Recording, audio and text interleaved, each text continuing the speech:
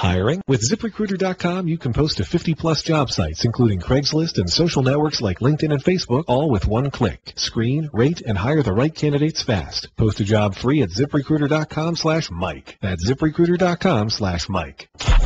This is the Best of Mike and Mike podcast on ESPNRadio.com. The Best of Mike and Mike. Hey, it's Greeny. Thanks for checking out the Best of Mike and Mike podcast. Here's what we have for you today. Plenty from Arizona on hashtag shrinkage. Josh Gordon reportedly failing a drug test. What should be done? Shane Battier with a great story on Coach K. And don't miss the fun of Frank Caliendo. The Best of Mike and Mike. It's 4 o'clock in the morning here in the desert, but it is a thrill to have all of you with us, and again, to give us the privilege of allowing us to bring you to this magnificent game. And Golick, what can you say right off the top? I mean, Bill Belichick absolutely cracked me up. Incredible. I stand absolutely flabbergasted by what we saw on Saturday. Before I even get to that, the thing that's best of all this is the fact that anybody geographically knows where ESPN is in Connecticut in the Northeast, that we're very happy the Super Bowl. Just think of the year difference. A year ago, we were in New York covering this, and they got exceptionally good weather. Mm-hmm. I think except for one day, the Tuesday of that week was very cold. Other than that, it was nice. Just like when we went to Indianapolis when there was a fear it would be bad weather, it was nice. And last year it was nice in New York. Imagine the flip-flop and just what's going on and the blizzard that's about to hit the Northeast. And even though it's 4 a.m. local time here and there's people behind us, I have no idea what they're doing up. We're gonna have them all checked. I'm very happy to be here instead of the Northeast, and was very happy to be entertained by Bill Belichick's scientific breakdown of Bill Nye, the Belichick guy, of air pressure in football. Well, I've had an interesting weekend since last I saw you. I actually arrived here yesterday afternoon exactly as the Seahawks plane arrived. My cab actually went directly by their buses. So I saw a little bit of that. I have some thoughts. I saw the entire Coach K game on the plane yesterday, so I have thoughts on all of that. I spent the weekend in Chicago, Mike, talking to a lot of people about Ernie Banks, so I'll have a lot to say about that as well. But while I was doing all of that, as far as I can tell, so I was doing all of that. Mm-hmm. I've been working. I've been busy. I was promoting my book. It seems from what I can tell, you were contemplating running as hard as you could into a cactus. That, from what I can tell from your family's Twitter feed, seems to be the way you spent your weekend. So I'm glad it was productive for you. Well, here's the thing. Today is the day I start work. Over the weekend, I wasn't working. I was watching all those wonderful things. And by the way, I'm really looking forward to, I landed the same time that Seattle did. I took a cab right along where their bus was. I have thoughts. I just wonder what your thoughts are about that. I saw the nice bus. Well, you should see the buses. You should see the plane. The size of the plane that they flew in on. I didn't know they made planes like this because they all seem to come on one plane. But whatever. The point of it is, I did happen to arrive exactly the same time as Seattle. And you're right. We have a place out here, and the boys are out here working out. Jake has his pro day coming up, and Mike's still working out, as a free agent. And Chris is out here. She's doing work with the NFL for Heads Up. And we have a place up here in North Scottsdale. And we just happened to be looking at a cactus. And it was Jake who said, what's your bottom dollar for leaping off this wall and bear hugging the cactus? And what did you wind up arriving at? Well, no, we threw it out to everybody, and it was amazing. Well, give me a roughly. Oh, I mean, for me, it was in the millions. Yeah, it would have to be. I mean, right? Would you ever recover from something like that? Well, the thing was, on the cactus, there was like a nub of the cactus sticking out at a spot where if you dove and hugged, would hit a certain part of your anatomy. So now it's getting into the billions. Of which you would never recover. But people are doing it like, I do it for dinner with Mike and Mike. I'm like, how stupid can you be? Oh, my goodness. I mean, really? But yeah, that's just kind of how we entertained ourselves. Listen, I am Mike and Mike, and I wouldn't have dinner with us. I'm canceling dinner tonight. But that's neither here nor there. All right, Mike and Mike, let's get going here. Let's start with the very latest. This was Chris Berman last night interviewing Tom Brady during the Pro Bowl on ESPN. Has the NFL contacted you personally yet about the deflated footballs in the AFC Championship game? No. I believe they're going to do it after the season, so we'll deal with it after this game. I think everybody's locked in, ready to go for the Super Bowl. It's a great opportunity for us, and our guys have worked really hard, so hopefully we can go out there and play our best on Sunday. So there you heard it. Brady said it on Thursday, and here you are 3 days later, and it continues to be, according to him, the same, that the league, and whatever it is they're doing in their investigation, they've brought in Ted Wells, who seems to be their appointed investigator guy, which is fine. That they still have not talked to the one person you would think would be most directly. I mean, Bill Belichick can get up there and do scientific displays, and he can quote very funny movies and all sorts of things, and it's all great fodder. But at the end of the day, I think we all would agree, the one who would be affected by this, the one who would directly know about this would be the quarterback, would be Tom Brady. And so if the league has not yet interviewed him, I've seen a great deal of criticism on Twitter from different places, both from media and from fans, saying, well, just how serious is the league about getting to the bottom of this if we are now 8 days removed from the event itself and they haven't talked to the one most important person? I certainly from the beginning you think, because we've heard supposedly the number of how many people they've interviewed already, which sounds like it's in the dozens. And if you want to understand the thought process, because I was reading a lot about this in an investigation, how you can start from the bottom and work your way up, and that's fine as well, you know, if you're going to do that. But at some point, do you get to the up part?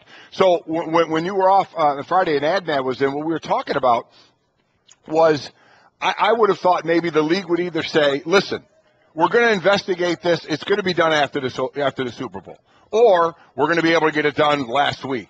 You know, we want transparency and hoping we'll get it with the end of this. But I thought initially make a statement that can you get this done in that week last week? Because you certainly don't want it bleeding into next week. And if none of it, because there was the debate on whether if they're guilty, should it affect this Super Bowl? Should Bill Belichick be suspended? Should Tom Brady, should he be involved not playing this game? And you and I both didn't think any of that was going to happen at all. So my thought was either say we're going to get it done in that week before, or you know what, this is going to be after the Super Bowl. That way, at least in our head, we're not every day going, well, what did they do today? Well, what did they do today? Well, what did they do today? I mean, well, that's where we are. I don't disagree with you, but I guess my point then would, or my thought on that would be, it seems they've interviewed a lot of people, but not Brady. So I think that they're a little bit betwixt and between on what you're talking about. Completely agree. Which I would have thought they would have gone one way or the other. We're either going to get all these interview done, because they're not going to touch him this week. Obviously not now. No, they're not. So and so some will look at it and say they did that on purpose, right? So as to make sure there was no chance that the golden boy, the big star, and I don't listen. I want to make my position on this very clear. I do not believe Tom Brady should be suspended for the Super Bowl. Completely I don't agree. want Tom Brady suspended for the Super Bowl. Agreed. I don't want any of this to be going on in the first place. Agreed. But I guess my point is, if you are the National Football League and you were saying we're going to conduct an investigation of this, and you've appointed an investigator to do it, then why would you have already interviewed 40 other people but not interviewed Tom Brady? It doesn't seem to make a lot of sense. I'm sure there is an explanation. I'm with you. I'd like to hear it. I'm with you, and that's where I think we would have needed to hear from him and say it's not going to be done before the Super Bowl, instead of making us wonder every day. And listen, they've already got a public image they're trying to repair. Is while we're talking about transparency, I guess in this, maybe you don't know the timetable of it, but if you know you're not getting to Tom Brady till after the Super Bowl, and you know there's not going to be any punishment for the Super Bowl, then tell us. Then tell us that, and then we stop wondering. I don't think there's any wondering this week. I can't believe that this week anybody, the league is interviewing anybody from the Patriots, any players. I wouldn't. Hard to believe. I mean, that they would. They have the matter of a little bit of a business to do. I mean, they got a Super Bowl to prepare their biggest game of the year. So instead of everybody kind of wondering what's going on, I would have thought there would have been a statement. You know what? This is going to get taken care of after the Super Bowl. Which in that case, a lot of people would have crushed them for that. But okay, but you made that decision, and I would have been fine with it, because I'm with you. There's no way that Belichick suspended or Brady out of this game that I would have wanted it. Not a chance for that. So I fully expected this to go till after the Super Bowl. But if we just heard that from the league, they can kind of put it aside and say, you have your fun with it. Whoever, dislikes Roger Goodell in the league for decisions they make, fine. They're not going to please everybody anyway. But at least I think we would have a little more, knowing more of what's happening. In the meantime, when the Seahawks arrived, and did I mention that my cab went right by their... You mentioned Why are you that. poo-pooing my cab? Well, it just sounded odd. I saw the plane arrive. My cab was by their buses. I have thoughts. I immediately, and I can't be alone,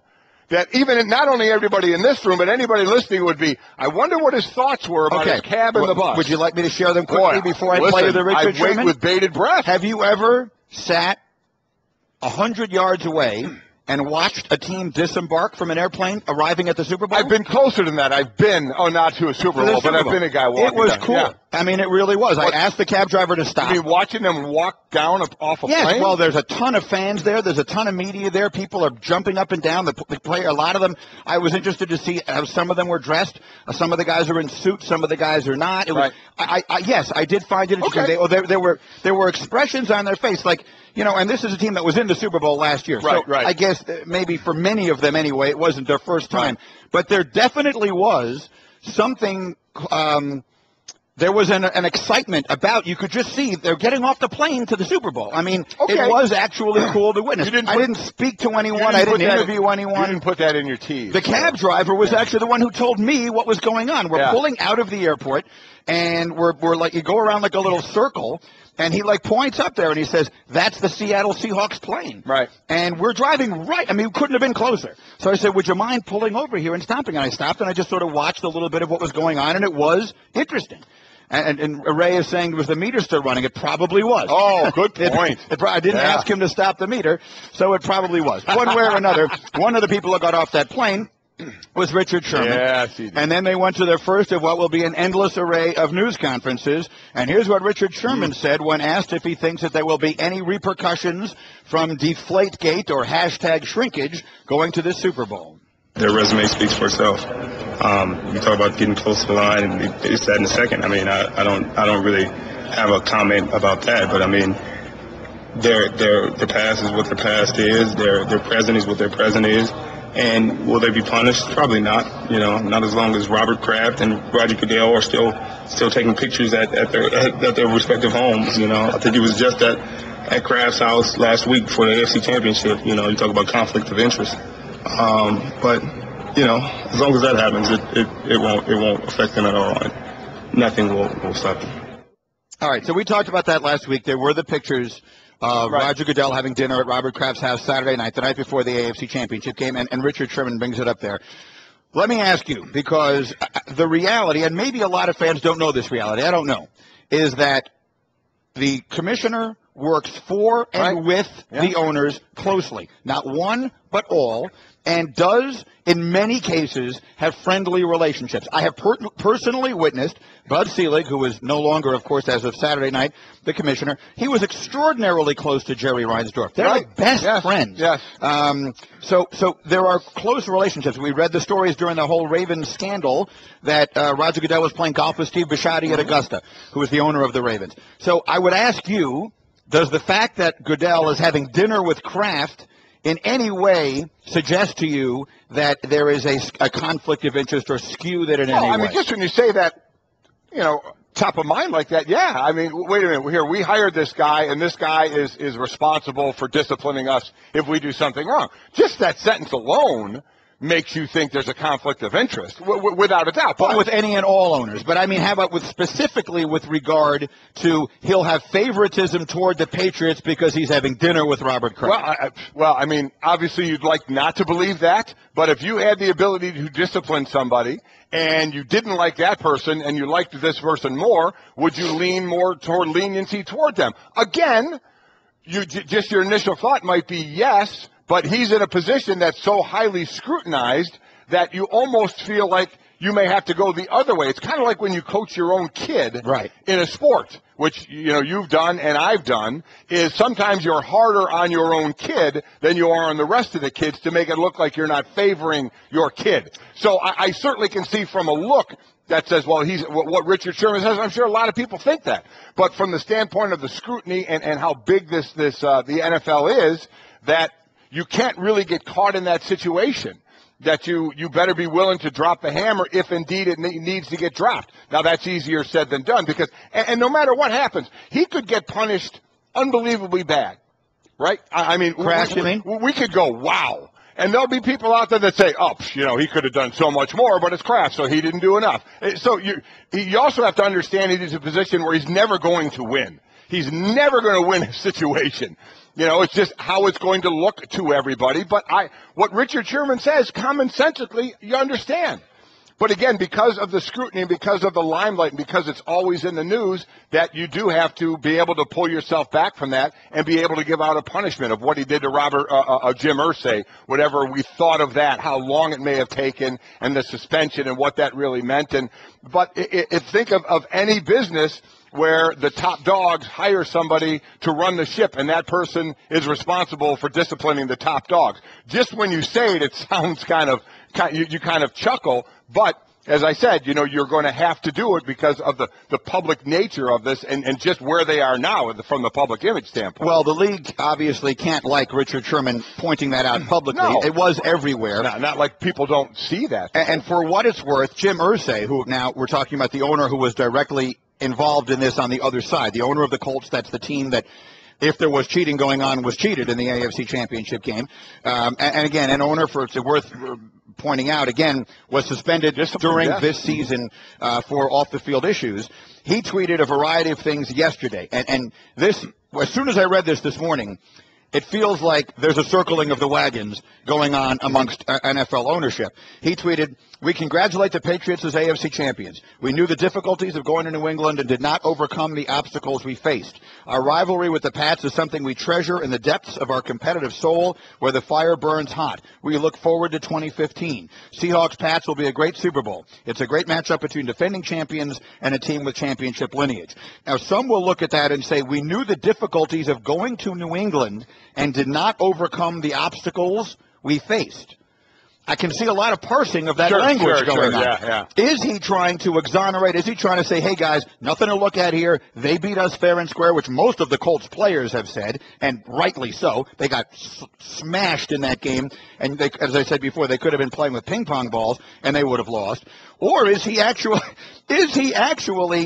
almost throwing another little bit of gasoline on the fire? I think it's the first. I think he didn't mean it the way it comes out. But again, everybody has their thoughts of the league and how it's run, and they're going to go to the negative in a lot of things, and I think a lot of people did there. But I agree with you. I'm reading yesterday, Bob Raceman writes the sports media column for the New York Daily News and has forever.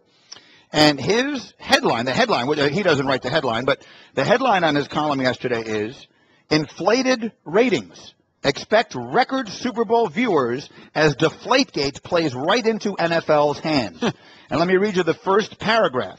He writes, "Lost in all the jaw-jousting over the Patriots' deflated football scandal is the following undisputed truth.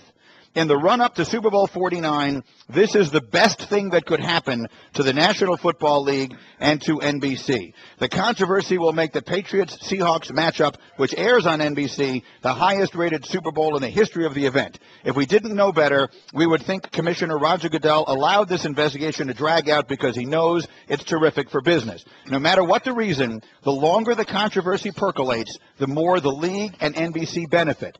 That's because this story, which was immediately poo-pooed by columnists and commentators as a non-story when it broke, has transcended sports media venues by becoming a lead story not only on national and local newscasts, but also a major topic on cable news. Right, yeah. It has been everywhere, and I've, with my book out, I've been everywhere this past week, and it's all anyone is talking about. Mm-hmm. So what do you think, Mike? The publicity is good publicity. I was just going to ask. That's exactly the line I was going to bring up, and then I was going to say, but is there a point when it's not?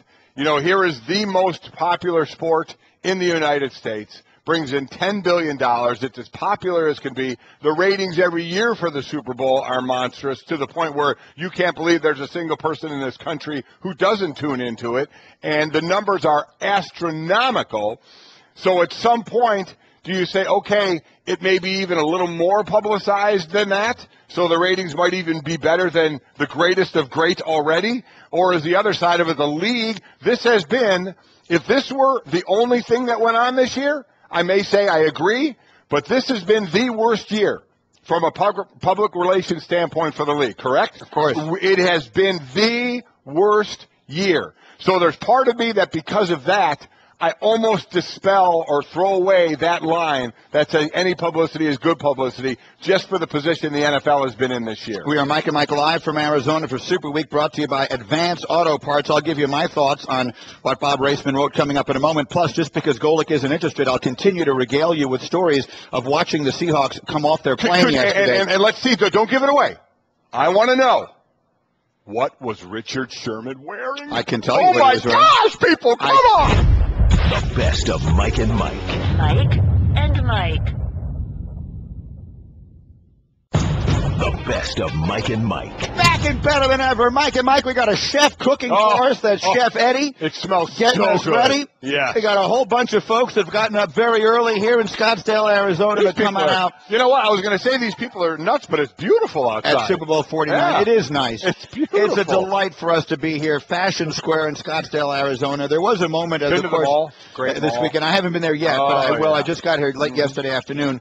But I will say, sometimes in life, I remember one time, a long time ago, seeing an interview with Jay Leno when he was hosting The Tonight Show and having great success and all of that. And someone asked him why he always seemed so happy. He said, sometimes in life you have to know when you've got it made. Right. And I really honestly feel that way. I was all over the country this weekend signing books, and it was such a thrill. So many people came out to see me, and it went well. And then I called my dad up, and I said, yeah, Dad, I just finished a couple of book signings, and now I'm flying out to Phoenix to cover the Super Bowl. Yeah. And I stopped, and I thought, I can't believe this is my life. And I don't know what I did, but I did something right along the way. So I thank everybody for helping us get to this That's point. pretty obvious. You hitched your wagon to me, my friend. And somehow I've dragged you along behind me like a caboose. Mike and Mike, and all morning long you can follow at Mike and Mike for special tweets for the 1-800-Flowers Wow Her sweepstakes weekly through February 13th. Retweet for a chance to win a $50 1-800-Flowers.com gift card, but you must retweet on the same day, so be following. We're presented by Progressive Insurance. Again, Subway Fresh Take Hotline. We got Shane Battier coming up in a few minutes, obviously one of Coach K's great players, as Coach K becomes Coach 1K yesterday. And then we have Frank Caliendo in this hour, which is always tremendous. They'll be on the Subway Fresh Take Hotline. I just want to quickly do this. These two, we talk about Coach K Division 1 with the 1,000 victories, and you talked about Pat Summitt and hers. But as far as all of college basketball, when you look at who the leaders are, you can give them their due. From McKendree University, it's a Division II program, Harry Statham. And now I looked at the number. It's 1,085. He's the leader. And I'll say 85-ish because I don't know when the last game was, but it's right in that area. Harry Statham from McKendree University is number 1. And number 2 from Oregon Tech, which is in the National Association. The NAIA. The NAIA, exactly. Charles Oakley played in that. Danny Miles is the coach at Oregon Tech, and he has 1,016-ish. They're both current coaches as well, been at their gigs for a long, long time. So definitely want to give them their due. We talk a lot about Division I and men's and women's, but let's give these gentlemen their due as well. No question about it. Mike and Mike. And anyway, we were, of course, here for the Super Bowl, and I was reading so much on my way out here yesterday about the Patriots and shrinkage and everything else. And let me read you what Bob Ryan wrote yesterday. Bob, of course, a legendary columnist in Boston for decades and is now largely retired from writing but still writes occasionally. And here's what he wrote yesterday. And I want to know if you agree with this. Okay? The truth of the matter is, had the alleged cheating team been any other NFL club, it would have been a footnote item in the Tuesday morning papers, the entire matter having been settled by noontime the day before. Yes, Greg Aiello or Troy Vincent would have made a little statement to the effect that a minor issue involving the pressure of the footballs used in Sunday's AFC title game had been investigated and resolved, and then everyone would have toddled off for a nice Manhattan lunch. We all know that did not happen. We all know or should know that the reason this has become such an enormous story and one that has generated such passion and venom among media, fans, and assorted NFL personnel is that the team accused of wrongdoing is a recidivist transgressor. The New England Patriots do not get the benefit of the doubt. And as long as Bob Kraft owns them and Bill Belichick coaches them, they never will. Yes, I lump Kraft in there because Belichick answers to him. Kraft wants championships, and he appears content to live with the actions of a coach who has shown a continual disregard for all sorts of rules. He wants championships, and he is willing to digest the entire Belichick package in order to get them. So that's Bob Ryan saying, if this wasn't the Patriots, it would be no big deal. Agree or disagree? To a point, I agree. Especially if it was a different team and it was the same score. The only way I would say that there would still be, maybe never as much as if the Patriots were involved, that there would be more press, or we keep talking about it, is if it was a 1-point game or a 2-point game, a close game, and we clearly saw footballs that were way under, 2 pounds PSI, if that is going to be the number that we're using, and if there are advantages to it, and if it is breaking the rules, then in a one-possession game or a close 1-2 point game, there may have been a little more on that other than just sweeping it under the rug. So, but given the exact set of same circumstances, two different team or one team, not the Patriots, and it be 45-7, yes, I listen.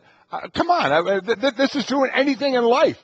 If a repeat, we're going to talk about Josh Gordon in a minute, aren't we? Or in a bit, aren't we? We are going to, yes. Would we be talking about another player if it was his first offense? We'd bring it up and chat about it.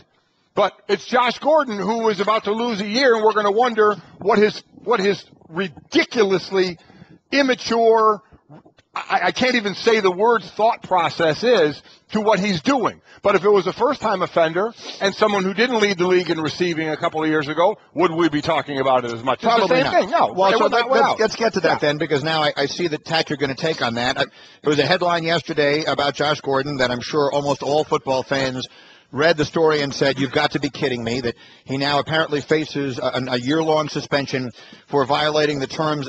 From what I can understand, because what it seems he tested positive for is alcohol. Yep. And which of course is not illegal in most cases. You and I would both test positive for alcohol many times. Yes. But apparently, or clearly, that was part of what he agreed to in terms of his reinstatement. Yes, he did. Was not to use alcohol. And so what that suggests to me, and I can tell you're going to say it otherwise, what that suggests to me is that this is a man with an enormous problem. This is a man who cannot handle this, whatever this is. Chris Carter said it right when this began. This is a guy for whom football is the least of his concerns. This is a person who, and in my opinion, drug addiction, alcohol addiction, and all those kinds of things are really serious problems, and it would certainly seem from a distance. I haven't diagnosed him. I haven't met him. I haven't talked to him. But, life is, you demonstrate your priorities in life with your actions. And he does not strike me as a person who doesn't want to play football. He strikes me as a person who is unable to corral the problems in his life. That's where I'm sitting, and it seems to me obvious if you can't, if you agree to live by a certain set of rules and don't do so, then obviously your desire to play football is not able to overcome whatever it is that is driving you to this behavior. So my first thought on the Jeff Gordon thing when I saw it yesterday Josh Gordon, was CC was absolutely right. This has nothing to do with football. Yeah. This guy's got to go someplace and get his life together because he clearly is unable to do so on his own. That's exactly right. And you should only get so many shots at this to be done, and he's going to be. Remember, when the new when they amended the PED policy, it actually helped Josh Gordon and others as well. It took his year suspension down to, 10 games, was it? And he was able to play. And then last year, the last few games, and at the end of the year, it was through his own fault with his team and meetings and practice that he was not able to play. He got suspended for the last game by the team. Yeah. This is a guy, and I guess what aggravates me, too, sometimes is the people's thought process. It's alcohol. He's old enough to drink alcohol. Yes, he is, and yes, he is. But no, he's not. He's part of an organization in a sport where he is screwed up. He's been caught screwing up, and he's getting chances to come back from it. And as part of coming back, part of it is don't drink alcohol. And you drank alcohol. So you either have a problem, you actually do have a problem. Remember, didn't he have to go get help for the last issue he had, and he was there for 1 day? Yeah. And said, I don't have a problem, I'm fine. Of course, most people that have a problem don't admit to having a problem. So your choices are you either have a problem you can't control, or you flat out don't care. Or you just flat out think you're bigger and you don't care. Those are the choices, correct? If you want to say I think he has a problem, that's fine. There are those that are going to say, he just thinks he's bigger than can get away with it, and he's going to do it. Well, I don't know what would be the evidence of that. He clearly hasn't gotten away with it. He keeps getting suspended over and over and over again. So I don't think there would be no logical reason for him to think I can get away with this. I think it is obvious that life. I'll say it again. You demonstrate your priorities by your actions. It is clear to me that he is not able to control this. Chris Carter talked about this at great length. And look, CC would understand this better than anyone. True. He faced these demons, 30 years ago, came out the other side, had a Hall of Fame career, and is living an extraordinary life. Most people, I don't know, I shouldn't say that because I don't know the stats. Many people don't. Because what you just said is, I would amend what you said to say, the first step towards solving a problem is acknowledging to yourself you have one. Right. We've heard that from Mary, and he doesn't. It's not so much not acknowledging to others, it's acknowledging to yourself. And he very well may not have done that or be able to do that. So he's not going to play football again, and that is very low on the list of concerns. I mean, the Browns aren't going to put up with this, and who is? I mean, at some point, why would you? There's no way in the world this is worth the trouble that it's become. No, it's not. He needs to go someplace and get some help. That doesn't happen in a day. And it doesn't happen in 30 days. It happens over a lengthy period of time, and it can only be done, in my opinion, by someone who makes up with their mind, this is going to be my priority now. I'm going to change the way I live my life now. And I don't think that, look, I thank God I've never been in that position that I had to try and do that. I've never had to make that kind of change in my behavior in my life. But I think football right now is the least of the concerns of anybody. It's not guys not coming back and play football. Right now, you couldn't be further away from playing football than he is. He's going to be suspended for a year, so he doesn't have to worry about playing football. Well, under this policy, he's going to be gone. Correct. He's going to be gone for a year. And so what does he do in that year? What under the policy and the program will the NFL offer him help? At what point does he recognize he needs some help? I mean, that's what it comes down to. And will they cut him? Will they cut him? And then, when he's done with his year, will another team pick him up? And, look at LeGarrette Blount. He gets caught in the beginning of the season with Le'Veon Bell in a car with marijuana. Okay? Yeah. Then he goes on to the point of running the ball some, but then Le'Veon Bell is a man. Then he comes to the point of being a disgruntled person and a bad teammate that nobody in the locker room wants him, so Pittsburgh cuts him, and he's playing in the Super Bowl. Right. He's going to be one of the main cogs in the Super Bowl, which begs the same question is, if Cleveland Browns cut him, I'm done with him. And then in the year, who's in line to hop up to sign this guy, to get what he can do on the field? Right, because if he gets his life together, then he's a tremendous player. Right, so it'll still come down to the fact, do the Browns still want to cut him or hang on to him? I wouldn't cut him. What purpose would be served by cutting him? He's going to be suspended for a year. Let him go and try and get himself some help for a year, and if he gets himself together and he comes back, he probably will be a great player. We said that last time, didn't we? Right. Well, if he doesn't come back, then it's irrelevant. I mean, I don't see what purpose is served by cutting him. But again, then you're missing the whole point of what Chris Carter said when you were just trying to say that the most important thing is not football, it's his life. Right. And Chris Carter is saying the most important thing in his life right now is to cut him. That's him. Cut him. But that would be doing him a favor. But football teams aren't known for doing people favors. We're talking about Josh Gordon right now. So for the best thing for Josh Gordon, would you cut him? Would you say, you know what? We're cutting you. We're taking you away completely from football. Well, Chris Carter, who's been through this, has said that's what I would do. Make it seem to him that his life is maybe that will help him recognize I need to get help if I want to get back in that league. I would agree. That probably would be the best thing that could happen to him in the long term. But I don't know if it would necessarily be the best thing for them in the long term. And as a general rule, pro football teams, they care more about their team, businesses, they're not going to put one individual. Yes, I completely agree with you. He needs, if he's going to get this thing turned around, if he's going to get his life turned around, and he is more than young enough still to do it, then he probably does need something that jars him into that. There's the other side of it too, Greeny. I'll sit here and say it. You want to say he definitely has a problem. Sometimes you just make stupid decisions. Sometimes you just make dumb decisions. Yeah. And you know what? Sometimes you make dumb decisions multiple times and not care or worry or think that you're going to get caught doing it. So if we all want to say he's got a problem and needs help, maybe he does. And if he does, I hope he gets it, because no matter, even if you play a 20-year career, just as Derek Jeter said, all of a sudden you're old for your sport but young for life. These guys all have a ton of life, and that's the most important thing going on. So if you need help, get the help. But if it's just, it also could be the fact that you're just making dumb decisions. Yeah, it could be. That's not what this looks like to me from a distance. But again, obviously, I've never met Josh Gordon in my life, so I cannot diagnose him. It represents 40 years of being with good people at West Point and at Duke. I've had the best ADs and presidents, and then both schools attracted the type of kids who are willing to pay the price to win. And I've been lucky. I've been very lucky, and I've also been lucky to have been coached by one of the greatest coaches of all time. That's Mike Krzyzewski yesterday talking, of course, about Bob Knight, who coached him once upon a time, and then congratulated Krzyzewski on being the first man ever to coach 1,000 wins in men's Division I college basketball. It's worth pointing that out again. Pat Summitt won 1,098 game coaching the women. Mike Krzyzewski wins his 1,000th game yesterday, and a good one at the Garden over St. John's. And joining us now on the Subway Fresh Take Hotline, one of the great players ever to play for Coach K at Duke, and now, of course, one of our own college basketball analysts, Shane Battier, is with us on Mike and Mike. Good morning, Shane. Buenos dias, my friends. Buenos dias, mi amigo. All right, let's start with your just personal recollections. Can you tell us, we've heard from so many different players about what Coach K has meant in their lives, and I saw so many former Duke players tweeting their thoughts yesterday. So when you heard, when he wins his 1,000th game and everything else, what memories of playing for him and what he has taught you went through your mind? Well, it seemed like yesterday I was there for his 700th win, and it's mind-boggling to know that just, in 13 years, 14 years, he's averaged 30 wins a year, to get to this 1,000th win. 10 years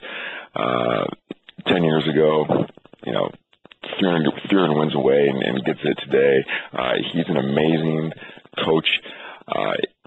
For me, it was about standards. It was never about wins and losses. It was never about, hey, let's win this game. We got to win this game. It was about, hey, we need to play to the level we're capable of. If we do that, wins and losses will take care of itself. And, thinking back on my journey, some of the most, tough times for us as a team, the times we get yelled at the most were during wins. So it wasn't about the wins. It was a game where we maybe should have won by 10. We ended up winning by 3 or 4. It was about the standard of play, and it's an amazing accomplishment for an amazing man. And we were lucky. We saw him behind the curtain for so many years, and there's no question every player that's played for him is a better man, better person because of the time he spent with Coach K. Now, certainly you see him at times yelling and mad, but a lot of times you just see that stoic look out of him. From a motivational standpoint, to get you guys going, what was his best way of doing that? Well, his biggest strength was giving his teams confidence, and he had a unique way of reaching every single player in their own personal way. I wasn't much of a guy who responded to yelling. I had to be intellectually challenged, and he knew that. So he would play psychological warfare with my psyche, challenging me in an intellectual way. But when he found out that was the way that I was best, I never felt that I could fail. And it sounds corny, but the teams that we had, we just never thought we were going to lose. And if we played hard, we played together, when we did what we trained, we were going to win every single game. And it was really an amazing feeling. Mike and Shane Battier, can you give me one quick example of a way that he might have played a psychological game with you, or something? What would be an example of that? Yeah, well, going into my junior year, we just lost the national championship to UConn. And it was the year that Trajan Langdon had graduated, Elton Brand, William Avery, Corey Maggette had all entered the NBA draft. Everyone thought that, Duke is over. All that was left in the cupboard was a couple role players, myself, Chris Carroll, Nate James, and a bunch of bright-eyed, bushy-tailed freshmen named Jay Williams, Mike Dunleavy, and Carlos Boozer. They said, Duke is done. Their studs are gone. And so Coach knew he needed some people to step up. So I was interning in Chicago one summer, and he called me out of the blue and said, "Hey, Shane, are you ready to be an All-American next year?" And I said, "Well, Coach, it's funny you say that." Click. Hangs up on me. Next day, calls same time and says, "Hey, Shane, are you ready to average 20 and 10 next year?" I said, "Coach, come on." Click. Hangs up again. Third day, finally wise up. He calls and says, "Hey, Shane, are you ready to be the National Player of the Year next year?" I said, "Coach, I am ready to be the national player and lead us to a Final Four next year." And, obviously I understood what he was doing. He was trying to make me have the vision of being the guy for this Duke team, the guy that this team needed to be to get to the next level. and really that was the start of my best basketball at Duke, and we finished that year number 1 in the country, and lost in the Sweet 16 to a really good Florida team, but that set the stage for our national championship run in 2001, and he just didn't amaze. I've never been around a coach who had challenged me like that, but it was essential for me unlocking my potential.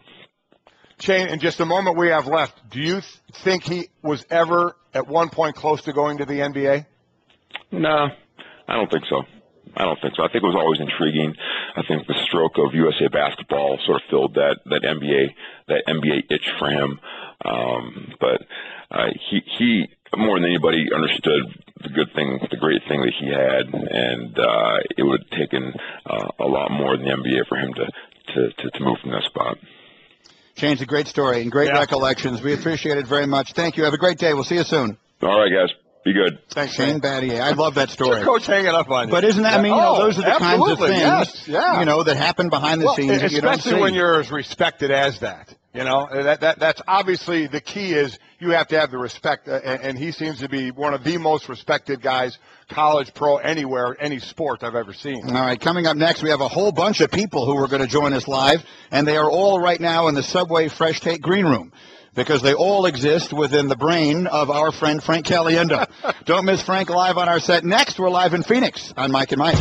The best of Mike and Mike. If there's one thing I remember vividly, well, I got two things, from the last time the Super Bowl was here in Arizona. One, it was freezing and raining sideways on us. Remember that? We actually opened the show by sitting on the other side of the desk. Remember that, Mike? That was funny. And then the other is that this is where Frank Caliendo lives. Exactly right. Which makes it fabulous because Frank can come by, and it is always a delight to have the one, the only Frank Caliendo with us. Good morning, Frank. It is. It's great to be back here, guys. I haven't seen you for a little while. I was actually up in the booth with Gruden last night, which was surreal because all the years I've been involved in sports television as kind of like an outsider looking in, always on pregame shows and stuff like that. Gruden invites me into the booth, and people on Twitter last night was like, man, Gruden didn't like you there. No, he's the one who wanted me in there. And it was just a lot of fun talking to Mike Tirico. I'll tell you what, man, tremendous abilities. Take a look at Andrew Luck. Nobody grows a neck beard the way Andrew Luck does. J.J. Watt. I'll tell you what, man, this guy's a throwback. He's like Captain America. You ever watch that movie? Captain America, man, frozen in time, comes back, does an incredible. Get this guy a vibranium shield, man, because he's ready to take on. Who's the bad guy? What's the name of the bad guy in this new one, this Avengers movie? You guys ever see Avengers, man? Tony Stark Industries, creating a shield out of vibranium for Captain America. I'll tell you what, man. This guy's got a way to go, man. Well, it's so amazing with you now that last week we had on the former president, Bill Clinton. Yes. And Greeny asked the first question, and I don't even know what Bill Clinton's answer was because all I thought of is and we got so many emails. I thought it was Frank Caliendo. That was my Twitter feed, too. Are you on Mike and Mike right now, being Bill Clinton? You bet I'm not. You guys are doing such a great job. I love everything you do. Listen, the way you guys, one of you guys is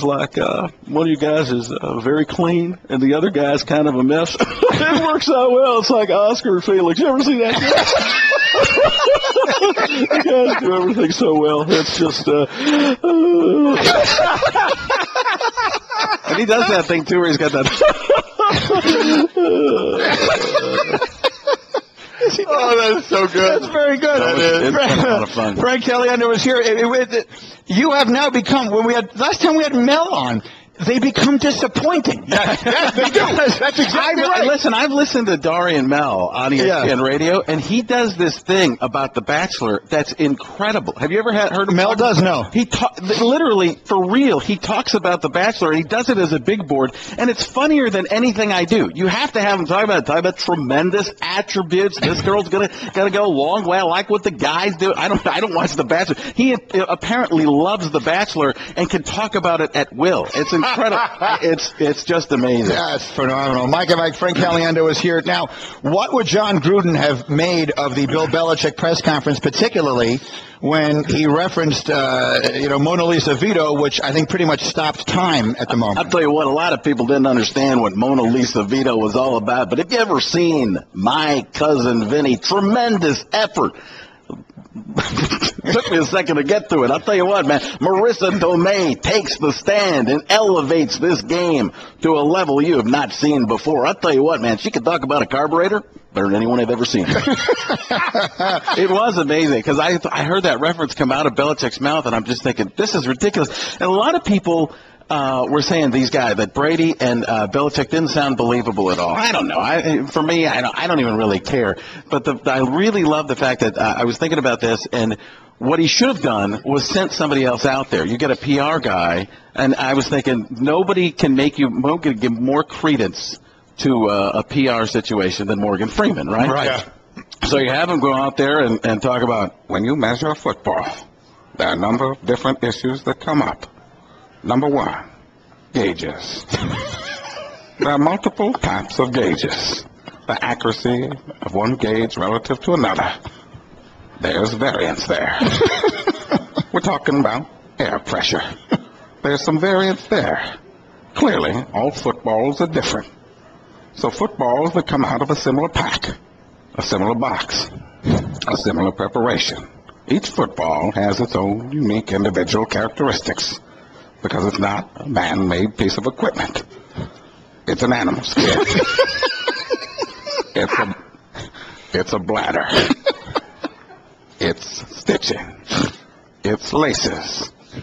Each one has its own unique characteristics. And there you go, Sonny. That's the truth. We could do Tom Brady, too. I didn't alter the ball in any way.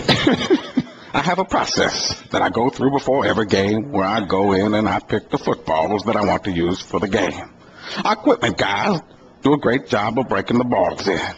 They have a process they go through. And I was thinking about this, too, is like we've done this a couple of times where we have different people. I was thinking about Herm Edwards is a great one. You know, the classic rants. Right. I thought who would be a better, and I actually get a lot of tweets about these sometimes too, but Herm Edwards, Al Pacino playing the part, I think would be fantastic. This is what's great about sports.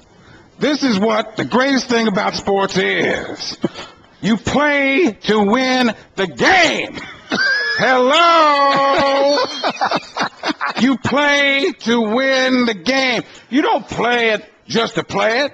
That's the great thing about sports. You play to win. And I don't care if you don't have any wins. You play to win. When you start telling me it doesn't matter, then retire. Get out. Because it matters. God. Frank Caliendo with his Subway Fresh Take. Wake up to a Subway steak, egg white, and cheese made the way you say on toasty flatbread. Subway, eat fresh. Do you have more of those? Yeah, got a couple more legends reading famous. Yeah, because if you have more, I'm in. Oh yeah, well I thought we could go different ways, but another way. I mean, going back to the Morgan Freeman, I always love Morgan Freeman because it just works for everything, but and it makes it easy on me. Planning is simple. Make it easy on yourself. The reality is I'm lazy. But Denny Green, that's the other classic, and nothing like a Morgan Freeman. And this one I'm gonna have to bleep myself out. The Bears are what we thought they were. They're what we thought they were. We played them in the preseason. I mean, who the heck takes the third game of the preseason like it's bull? Bull. We played them in the third game. Everybody played 3 quarters. The Bears are who we thought they were. That's why we took the dang field. Now, in parentheses, hits microphone. If you want to crown them, then crown their butts. But they are who we thought they were. And we'll let them off the hook. Mike and Frank Caliendo in his backyard. We'll continue with more. I'll just call out some of my favorite sports ones. I can't, there's no way in the world I can go this entire morning without a little Jim Rome. We are Mike and Mike, and all the reaction to Frank, as always, is phenomenal. More fun with Frank Caliendo in exactly 2 minutes, Mike, but you're also having fun eating a magnificent breakfast. Yeah, Chef Eddie Matney from Eddie's house here. It's right down the road, Indian School Road here in Scottsdale. He prepared an omelet. Frank is enjoying this one with me. The omelet, so many southwestern type of stuff. I'll tell you what, man, it is tremendous the way the eggs are mixed in with everything else. And the sausage, that'll get your goat every time. Sausage let me tell you what, the sausage has a nice little zing to it.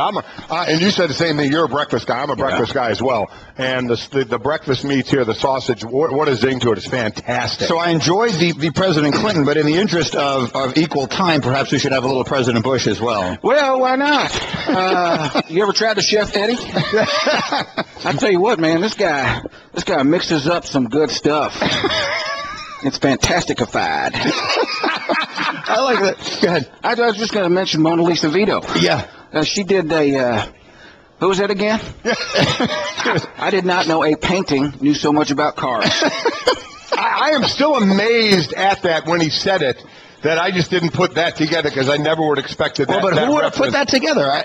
That's not even a name that you remember immediately. You think, okay, was Marissa Tomei in My Cousin Vinny? Yes, and brilliant. What was her name of the character? I wouldn't have remembered that. That's where you do it. Usually you'd make that reference. It's like Marissa Tomei. That's a Dennis Millery kind of thing. That's like Marissa Tomei and My Cousin Vinny. You know, that's like the Marissa Tomei character at the end. You know, that's where you think that. And it's just not just him going, Mona Lisa Vito. What? Really? That's exactly what it was. It was like, wait, what? What did he just reference? It's not going to be some kind of Mona Lisa Vito here. Okay, the country joins us in 10 seconds. Stand by. Before we get to reenacting the scene, I just do like it when you do the Belichick. So, I mean, were you surprised, and give us a little Belichick along the way, that he was as forthcoming? And usually, you know, your imitation of him is so accurate because he generally doesn't say anything. Yeah, I mean, it was interesting to watch, but it was that I've studied everything I can study. I'll take a look at what I didn't realize that I didn't know that much about ball pressure. And the other thing that you really know, I don't know if it's a tick or what it is that he does, but he does this constantly. If you listen to him, he'll be, I don't know much about ball pressure. And then you're just like, I started listening to that, and I'm like, I can't pay attention to anything he's saying. I didn't notice that. I mean, obviously someone like you would pick that up. I mean, it's my producer, Zach Budman, who worked with me on all the, or a lot of the countdown sketches, and the one coming up for Super Bowl as well. He did the 30 for 30, so that when we were talking about it last year, we were actually talking about that. He brought that up, and I've forgotten about it until I watched that press conference. I'm like, oh my goodness! And I'm wondering if it's maybe it's a truth-telling tick or maybe it's a lying tick. I don't know what it is. It'd be a poker. You'd be trying to figher that out. It'd be interesting what that is. So, I'll notice it from now on. But just give us a little bill to set up the bet here. Well, I've done everything I can. I've told you everything I know. Can we just talk about the game? It's great. I mean, it really is great. So here's what we're going to do. So the epic moment, the moment that threatened to stop Twitter on its axis, of course, on Saturday, was when the actual Bill Belichick actually said this. I'm not a scientist. I'm not an expert in footballs. I'm not an expert in football measurements. Would not say that I'm Mona Lisa Vito of the football world, as she was in the car expertise area. You couldn't whip that any better. That's going to come out, and that's got to be in my next. Now he's like going to be an expert in pop culture in a lot of my sketches. Just incredible. He just pulls those kinds of things out of there. You remember the scene where the Hulk takes on I don't know. You're going to have that's for sure. Once you get that one worked out, I'd like to hear it. Yeah. But anyway, so what we're going to do is we're going to relive a little bit of that legendary scene, the scene where Mona Lisa Vito takes the stand, and Marissa Tomei takes the stand in My Cousin Vinny. And the deal is, she's a good-looking girl, but she's a mechanic. She's a hairdresser, auto expert that nobody can believe she's an auto expert, except obviously Joe Pesci. And this is kind of how it all goes. And she knows cars, and you're going to find out why. So I will play Trotter, who is the lawyer questioning her, and you will play Mona Lisa Vito in a variety of different characters. Frank, are you ready? Yeah, let's start out with some Romy. All right, here we go. Miss Vito, what's your current profession? I'm an out-of-work hairdresser. How great is that? An out-of-work hairdresser. Now, in what way does that qualify you as an expert in automobiles? It doesn't.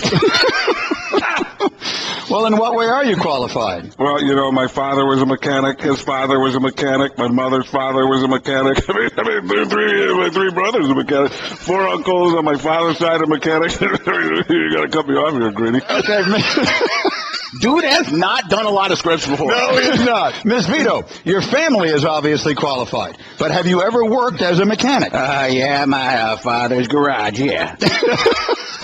As a mechanic, what did you do in your father's garage? I did tune-ups, oil changes, brake relining, engine rebuild some trannies, rear end. Okay. But does being an ex-mechanic necessarily qualify you as being an expert on tire marks? According to my sources, no, thank you, goodbye. Okay, and Shefty will be here later. Now I'm Judge Chamberlain. Sit down and stay there until you're told to leave. And then we work our way all the way around to where you start talking again. So where do you want me to pick it up? Let's just pick up, let's do the big speech at the end. Okay, so is it a trick question? Tell me why it is a trick question. Is that the big speech at the end? Yes, you say, well, we should have practiced this. Okay, go ahead. Hold on, I'll just do it. Vincent Gambini is played by Chris Berman. Yeah, watch this. Because Chevy didn't make a 327 in 55. The 327 didn't come out until 62, and it wasn't offered in the Bel Air with a 4-barrel carburetor till 64. However, in 1964, the correct ignition timing would be 4 degrees before top dead center. I rest my case. Oh, my God, that's so good. Frank Caliendo and all the millions of voices inside his head with Mona Lisa. And coming to ESPN has got to be the greatest thing that ever happened to you, because you've developed a whole cadre of...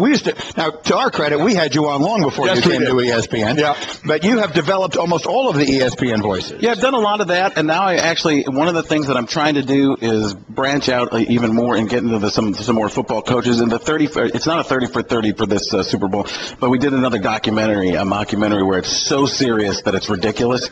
And I got some new ones coming out in that I've never done in full makeup before. A couple of the older ones, but I wanted it to be new stuff. So I'm bringing out. I don't want to say too much, but Lou Holtz might make an appearance. I guess it's gonna be fantastic. Take a look at what's going on. Have you tried the eggs?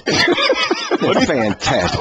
When you did, it was the night before Christmas. Yeah. When you got to Holtz. When you got to Holtz, and there was one other one that I lost my mind on as well. I mean, they were all great, but the Holtz is just fantastic. It's a lot of fun, and I again, like with everybody, I never know if they're going to like them or not. Well, that's what you always talked about Madden at first, not really digging it. Yeah. So, now you've done just about every ESPN person out there. Have you? Now they might say they like it with one or two notable exceptions. Well, I would say so. I can't help but notice you don't do us. I have to disagree with you, Greeny. I'm getting there. I'm working on it. Are you running into any other people that don't? I don't think there's anybody that doesn't like it. They don't. I haven't had anybody say I don't like that at all. Maybe they might say it behind the scenes or something, but I think it's always it's that thing that everybody has. I've talked about this with other guys who do impressions of people. Is when you do the impression to another person's face, it's a weird situation where they know it's funny, but it's a little piece of them, and they're looking at you like, how are you doing this to me at the same time? And I've had it done to me before where people are like, I'm Frank Caliendo. I don't go from voice to voice. I have no joke for this. So it's fun. I mean, you have to laugh at it. I mean, I'm going to do the Bradshaw roast this week, which is it's going to be Terry trying to get back at everybody. I tell you what, I don't even understand what these guys are saying. How? Explain the jokes to me. And take it out with a little Chris Berman, because that's become my... Can we just plug a couple things from Frank? Please. He's done a fantastic job. Eddie got his talk in here about what, go to frankonstage.com. You can take a look. He's going to be around the country. He's going to be doing his stand-up, his zany brand of stand-up, doing everything he can, to make you laugh. And if you don't, you good. Yeah. That's what I just want to do a bit where he's just talking in Morse code. That's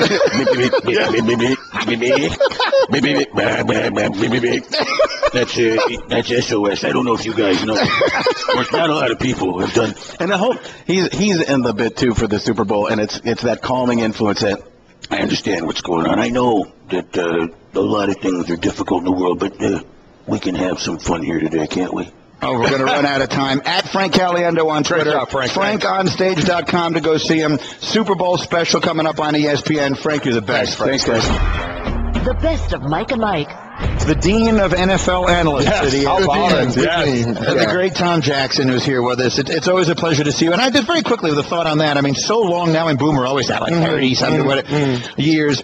But now every player retires and they go into becoming a football analyst. But you really were at the beginning of a trend of that, weren't you? I mean, I was close to the beginning. I think that Irv Cross really was the one who set the table for all of us to have a chance to have a life after football, to do something that would be exciting, that would keep you close enough to the game where you felt really involved with the National Football League. But I give credit to that to Irv Cross, but I was fairly close on his heels. And I think the biggest number to wonder is number of quarterbacks in Miami since Dan Marino, and number of analysts you've had along with you come to ESPN. Yeah, it's been quite a crew. But I will say this, Mike, I enjoyed every one of them. Every one of them. We had a chance yesterday at the Pro Bowl set because he was one of the captains for the teams, and that was Michael Irvin. So we had not seen Michael on set for a long time, and it was like a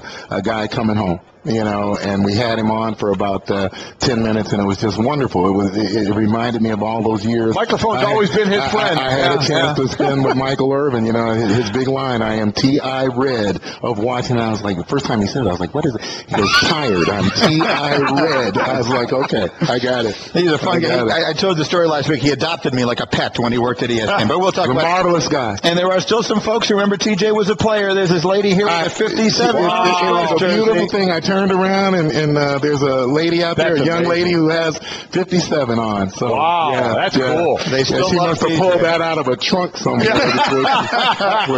Oh, and congratulations to Coach K. Talked to him a couple of times, and congratulations to one of the real good guys in sports. No doubt, and an iconic figure, and which brings us, I guess, sort of segues nicely to another iconic coach who is here coaching in this game and the circumstances surrounding it. So we really want to go on the field with you, TJ, because, we got a football game to deal with in 6 days, but we'd be remiss if we did not start by just getting your overall thoughts on the specter of this deflation situation and how it affects this Super Bowl, and your thoughts on the situation. Well, I don't think it affects the game in any way, other than the psychology that you will go through during the week leading into the game. I think that people will surmise that the Seattle Seahawks are flying under the radar. They will not be receiving the attention that the New England Patriots will because of Deflategate. I almost hate the term, the deflation of the balls. But it also could act as a galvanizing issue for the New England Patriots, which I think every coach looks for as you go towards Sunday. What can I use that will pull us together as a football team even more than we already are? And I tend to think that as they listen to this for a week leading into that game, they will be, I think, more than they would even be focused normally for a Super Bowl. And that's a pretty big mouthful, because, I mean, it's a Super Bowl. You come into this is the thing that you've wanted all your life professionally. And yet I think that they will be even more focused on the task at hand because of what has happened to them over the course of the last 2 weeks. I completely agree with you. And also what Super Bowl week brings is whatever attention you're used to times a million. And that big day, and it's not like New England is so forthcoming anyway in a press conference with giving us any information. How difficult will tomorrow's media day be? Because as much as Tom Brady says, I'm just focusing on this, and Bill Belichick in his presser Saturday said everything else is just moving on, you know what's going to happen tomorrow. I think Coach Belichick really made a effort, and a good effort, at trying to reduce the volume of noise that they were going to hear when they arrived and went to media day. But those 4,000 or so reporters who are coming in who have not been able to address the issue to this point, they're all going to be throwing, their questions at them about deflation of footballs, and they are not. We've all been involved in it. It's relentless. And they're hoping. Actually, some of them are hoping that the coach or the quarterback will snap and say something that can be used for the rest of the week. Right. So, they're walking into a firestorm of sorts. Let's do one more off the field, then we'll take a break, and we'll come back and we'll preview the Super Bowl. And that is on the subject of Josh Gordon. Now, you've worked for several years now with Chris Carter closely, as we have, and everyone knows, or most people know, Chris's story, where he was in a place once upon a time pretty similar to where Josh Gordon is now, and he overcame it to the extent that he had a Hall of Fame career and has a sensational life going. But for someone like you who've been around the NFL for so long and seen so many troubled guys come in, and many of them get chewed up and spit out, if you had a chance to sit down with Josh Gordon right now, what would you tell him? I would tell him that you need to seek help. You need to really, give yourself to whatever the process is going to be that is going to help you to get rid of alcohol, to get rid of drugs, and to take advantage of all of the gifts that have been given to you by God so that you have a chance to go forward. And, these kids grow up in lifestyles. Sometimes it's single fathers. I don't know Josh Gordon's background, but, impoverished situations, and all of a sudden you have this talent and this ability that can pull you out of that and give you a life that you never could have imagined. He's got that opportunity. If he misses it this time, I don't think he will get another. And I guess the one thing we can all agree upon, because, when we hear from the Chris Carters of the world who's been through this and people who have been through it and what they say, you certainly listen. But I think one thing, even though for all those of us that haven't been through something like this personally, the one common theme is he is not going to, if he does have a problem, he's not going to get better until he wants to. Until he wants to get better. You have to want to be better. You have to want to fix it. And I think you have to give yourself over to the process of doing that. Yeah. It begins, the solution of any problem begins with acknowledging that the problem exists. Mike and Mike, if you missed any of the show today, and great guests all morning long, the Best of Mike and Mike podcast is available every morning on ESPNradio.com. The great Tom Jackson is here. We're brought to you by 1-800-Flowers.com. This Valentine's, wow her with roses from 1-800-Flowers.com. Available till tomorrow only. Order a dozen red roses and chocolates for only $29.99. Make it 2 dozen red roses and chocolates for just $10 more. Go to 1-800-Flowers.com. Click on the microphone, enter Mike, or call 1-800-Flowers and mention Mike. All right, with TJ, let's go on the field as much as we can. The New England defense, they went out and they got these good corners because they knew they got to go through Peyton and they got to go through Luck and they got to beat all these passing teams to get to the Super Bowl. And now they get to the Super Bowl and they face an entirely different philosophy on offense. If you're designing a defense against Russell Wilson and Marshawn Lynch, what's the first thing you're doing? I want to keep Russell Wilson in the pocket. How? I want to probably rush 5 guys. It was a thing that Bill Parcells told me years ago. When you get one of these guys who have the great ability to be elusive, get outside the pocket, make plays beyond the X's and O's, you have to find out a way to figure out to that guy, keep him enclosed in the pocket and make him beat you from the pocket. And I think that if you're the New England Patriots and you look at their receivers and they're National Football League receivers, but they're not amongst the elite receivers in the National Football League. If we can control Wilson and we can control those guys on the outside, I think we've really got a good chance to be successful defensively. And New England has improved so much on the defensive side of the football as the season has gone on. You probably put them in your top 5 right now.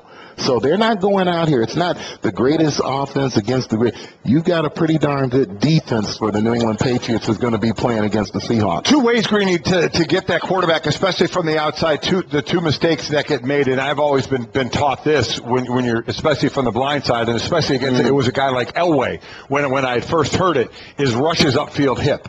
Because if you don't, they usually can spin out. If you're coming from the blind side and you don't rush that upfield hip, a lot of times they spin out. The other part is when you're rushing from the outside, what does a quarterback do? It's up and out. So that's why the pressure in the middle is so important. Push. Is don't give him any place to step up than to go out. Because a lot of times you'll see guys try that quick rush on the outside, and they end up going behind or higher than the quarterback. Now you get an up and out situation for a quarterback that moves like Russell Wilson, but with pressure up the middle, that can negate it. And the thing about Russell Wilson that makes him such an outstanding quarterback is that when he finds the exit doors, and we say this about, I think, most of the great ones, his eyes are still downfield. So when you lose your man, because every defender tends to look back, and when they look back, the quarterback starts coming up toward the line of scrimmage, you automatically are going to lose sight of the guy that you're covering. And when you do, he's able to find that guy. And I think that's where Marshawn Lynch comes in as well. Marshawn Lynch is an outstanding runner, but Marshawn Lynch certainly makes himself available when Russell Wilson is moving around and trying to figure out a place to deliver the ball. And when he gets it to Marshawn, usually there's a big gain attached to it because no one guy is going to bring him down. So, and now, on that note, one guy bringing down, let's go to Marshawn Lynch. The one thing about a New England defense, they're a disciplined defense. You can cover your gaps. But with Marshawn Lynch, sometimes that doesn't matter because he can run over you and stiff-arm you. So, going back to your linebacking days, and it's not like you've never played against big, tough running backs in your time. So, what's the way to bring down a Marshawn Lynch outside of the hang on and bring help? You got to make some one-on-one tackles. Well, we know we're talking about game tackling, but we're also talking about getting your pad level down around his knees or below, wrapping up, grabbing guys. But you've got to get a lot of people to the ball. It's funny. I played one of the, if not the best power runner of all time. He certainly is amongst the top 2 or 3, and that's Earl Campbell. And we would get ready to play Earl Campbell, and our coordinator, Joe Collier, who was one of the great coaches in the history of the National Football League, told us, he goes, okay, guys, he goes, he could get as many as 20 carries in the first half of a game. He goes, so if we could get 5 hats on the ball on him every time, he goes, that's 100 hits. He goes, let's see how he looks after 100 hits. And so at that halftime of that particular game, which was a playoff game, he ended up going to the locker room and putting on his street clothes. So, you got to punish him for what he wants to do, for the way he wants to carry the ball, but you got to get a lot of hats to the football in order to control Marshawn Lynch. No, I keep saying I think he's the best player on the field in this Super Bowl. I think he's, in my personal opinion, I may lean towards Gronk on that team. Well, so that's the other one. Gronk's not that good. Just ask Jeremy Lane, right? Yeah. Is that, The Seahawks, a little dismissive. And let's go by the way, real quickly, I loved Pete Carroll's response to that. I guess Lane hasn't watched the film. He hasn't seen the film. That's it. Let's get to him. So Gronkowski seems to be the unmatch-upable tight end, and no one has been able to figure it out. So now, again, you're a linebacker. What are we doing with Gronkowski? Well, the thing that I've been preaching ever since Gronk really came on the scene is that you cannot let that 6'7", 250-pound frame start running full speed at you without getting hands on him, without rerouting him. You've got, and Seattle's pretty darn good at it. We are not going to let him have a 30-yard sprint down the football field so that he and Tom Brady are basically playing 7-on-7, which is how you practice without the line involved. So I'm going to get everybody who can get a hand on Gronk on the way down the field, jam him, make sure that we break up the routine between the rhythm between he and Tom Brady. Once we do that, maybe make Tom take an extra little hitch with the ball. If he does that, then we've been successful. That said, if he gets out into his routes, is there a defense in the league that could have a better group of guys to actually cover him in needing to cover him? No. And with Cam Chancellor on the scene, and I've said it, I would pay the price of admission to see those two guys go at it because I don't think Cam will back off of him. Well, you were on a great defense, the Orange Crush, once upon a time. You've seen a lot of great defenses in your era, the Doomsday defense, the Steel Curtain, all the way through till today. If the Seahawks win this game and they win back-to-back championships, beating Peyton Manning and Tom Brady along the way, do they stake a claim to being one of the great defenses of all time? One of the greats of all time, Mike, and I'm going to tell you where I think this game's going to be decided because every one of those great defenses had one thing in common. And Golick, you will know this. If you're going to be a great defense, you're going to stop the run. I think that I believe that the difference in this game is that the New England Patriots come in with a great ability to run the football. And teams that have had success against Seattle have been able to do that. If they are a truly great defense, then they're going to stop LeGarrette Blount and company.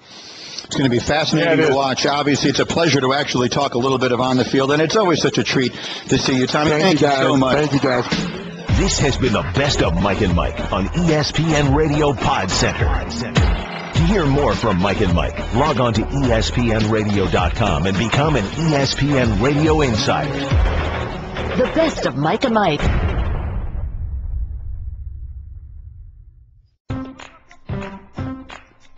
Why do we snack? Hunger? Taste? Because we have nothing better to do? Well, people who snack on almonds not only have something better to do, they're doing it. Almonds are heart health for those with heart. Packed with energy to keep up with anyone. It's that one-of-a-kind crunch that promises to keep you in the game for a long time to come. California almonds. Crunch on.